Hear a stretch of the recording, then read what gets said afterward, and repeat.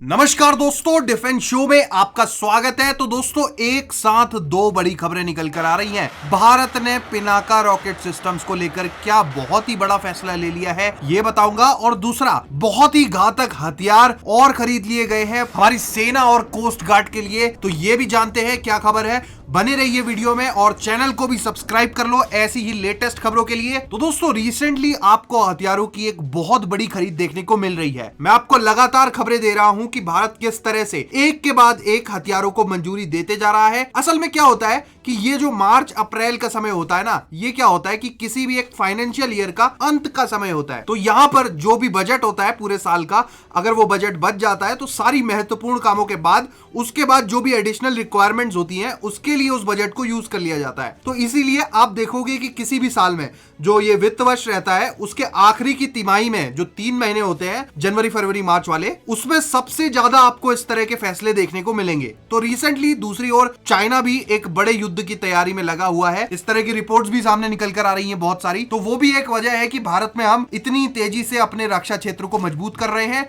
हमने रिसेंटली 10,000 जवान तैनात कर दिए थे LAC पर। ऐसे ही ड्रोन्स खरीदे हैं, मिसाइल्स खरीदी हैं और रिसेंटली हमने MH-60 हेलीकॉप्टर्स जो है उसका एक नया स्क्वाड्रन यहां पर तैनात किया है हमारी नेवी के लिए। उसके बाद अब खबर निकल कर आ रही है कि इसी तरह से भारतीय सेना और भारतीय कोस्ट गार्ड के, जो इंडियन कोस्ट गार्ड है हमारे, उसके लिए 34 ध्रुव हेलीकॉप्टर्स की खरीद की गई है। जी हां, ध्रुव हेलीकॉप्टर्स हमने भारत में ही स्वदेशी रूप से बनाए हुए हैं। काफी अच्छा एक हेलीकॉप्टर है, ये लाइट हेलीकॉप्टर है। इसको हम अलग अलग मिशंस में काम में लेते हैं। बेसिकली एक यूटिलिटी हेलीकॉप्टर है और ज्यादातर हम इसे लॉजिस्टिक सामान को इधर उधर ले जाने में या फिर ट्रैवल करने में भी हम इसे इस्तेमाल कर सकते हैं। हमारे जो अधिकारी हैं वो इसमें ट्रैवल कर सकते हैं और इसी चीज के लिए इसका ज्यादातर यूज किया जाता है। हाँ, हालांकि आप इससे हमला भी कर सकते हैं, लेकिन भारत में हम इसे ज्यादातर इसी तरह के कामों में इस्तेमाल करते हैं। किसी को मदद पहुंचानी हो, कोई रेस्क्यू मिशन करना हो, तो हम इसे इस्तेमाल करते हैं। तो इस तरह के 34 नए हेलीकॉप्टर्स की खरीद को मंजूरी दे दी गई है। आप खबर देख रहे हो,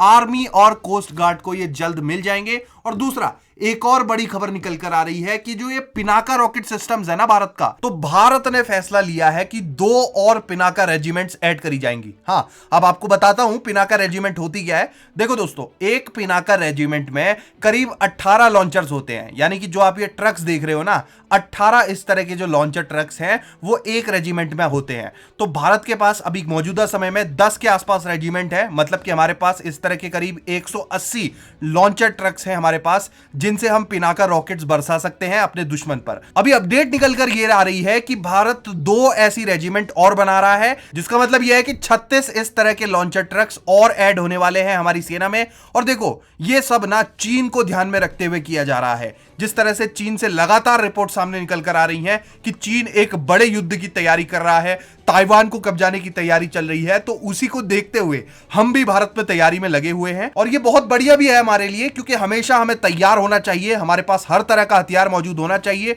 और हालांकि हम युद्ध नहीं शुरू करेंगे, लेकिन हमें दूसरे देश के हमले के लिए भी प्रिपेयर रहना पड़ेगा हर समय, एकदम मजबूती से, ताकि हम जवाब दे पाए जब भी ये मौका बने। तो आप क्या सोचते हो इस बात को लेकर, कमेंट सेक्शन में लिखो। और ऐसी ही लेटेस्ट खबरों के लिए चैनल को सब्सक्राइब जरूर करो। जय हिंद, वंदे मातरम।